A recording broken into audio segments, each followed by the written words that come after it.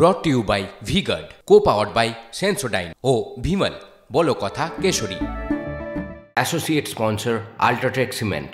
সপ্তম আর শেষ দফার ভোটের প্রচার আজই শেষ হচ্ছে, আর সেখানে ভোটের মহারথী আমরা কাকে বলতে পারি? অবশ্যই প্রধানমন্ত্রী নরেন্দ্র মোদী, এবং তাকে আমরা দেখেছি একের পর এক জনসভা করেছেন, এ প্রান্ত থেকে ও প্রান্ত ছুটে বেরিয়েছেন। কিন্তু আজকে সন্ধেবেলা এই প্রচার পর্ব শেষ হয়ে যাওয়ার পর তারপর কি? তারপর অবশ্যই বিবেকানন্দ রক মানে কন্যাকুমারীতে, তামিলনাড়ুর কন্যাকুমারীতে বিবেকানন্দ রকে ধ্যানে বসবেন প্রধানমন্ত্রী নরেন্দ্র মোদী। শনিবার সন্ধে পর্যন্ত এই ধ্যান কর্মসূচি রয়েছে প্রধানমন্ত্রীর, আর যা নিয়ে ইতিমধ্যেই বিরোধীরা সরব। জ্যোতির্ময় কর্মকার আমার সহকর্মী এই মুহূর্তে আমার সঙ্গে রয়েছেন।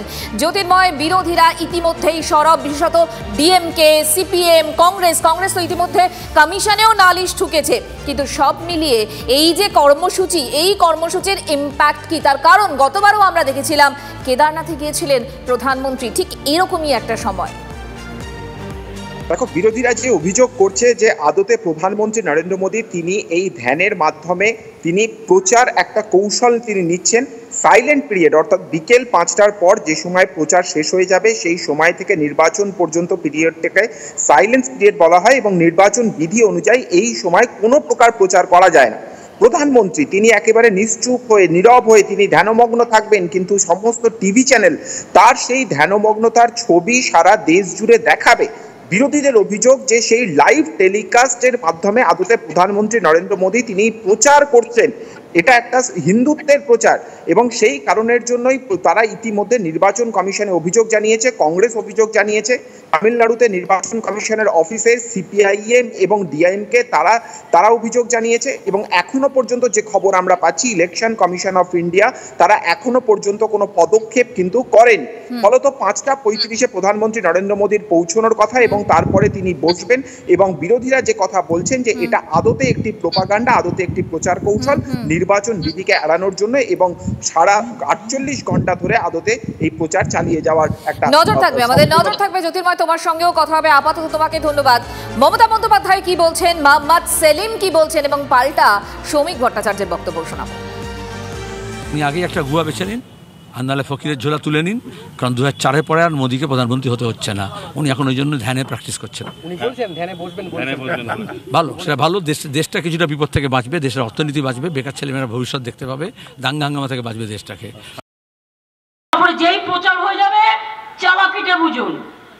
প্রচারের 48 ঘন্টা যে খালি থাকে, ভোটের 48 ঘন্টা, তখন উনি সমুদ্রের পাশে বসে এবারে নাকি নিঃশ্বাস নেবেন, ক্যামেরার সাথে ধ্যান করবেন, ক্যামেরাকে হাতে নিয়ে, মানে যাতে সারা দেশ ভাবে আহারে কত বড় দেবতাদের দেবতা। নিজেই নিজেকে বলছে আমি বায়োলজিক্যাল বর্ন নই, ঈশ্বরের দূত, ঈশ্বর পাঠিয়েছে। আমি ভাবি মাঝে মাঝে কি হয়েছে আমি জানি না, নিশ্চয়ই কিছু একটা হয়েছে। না না, পাগল টাগল কেন বলবো, এগুলো ছোট কথা, চিপ কথা, এগুলোই বলছি না, কিছু একটা হয়েছে। হেরে এমন ভূত হচ্ছে আমার মনে হয় রিপোর্ট খারাপ, রিপোর্ট কার্ড খুব খারাপ হচ্ছে, সেই জন্য যা ইচ্ছে তাই বলে ফেলছে। আমরা তো বলছি ঠিক আছে, আপনি যদি দেবতাদের দেবতা হন আসুন, কোথায় চাই বাংলায় আমি দিয়ে দেবো, একটা ছোট্ট মন্দির করে দেবো, কত আর লাগবে। রোজ আমরা মন্দিরটার মধ্যে আপনি যাতে আপনাকে সবাই দেবতার দেবতা মানতে পারে, একটু একটু নকুলচণ্ডী দিয়ে দেবো, একটু বাতাসা দিয়ে দেবো, হ্যাঁ সাথে একটু ধোকলা দিতে হবে, একটু তুলসী দিতে হবে, একটু খিচুড়ি দিতে হবে, আর কিছু তাইওয়ান থেকে আপনার খাবার দিতে হবে। না, মুখ্যমন্ত্রী মামলা করুন না, ক্যামেরা বন্ধ করে নিন না, উনিও পাশে গিয়ে ধ্যানে বসে পড়ুন না, অসুবিধা তো কিছু নেই।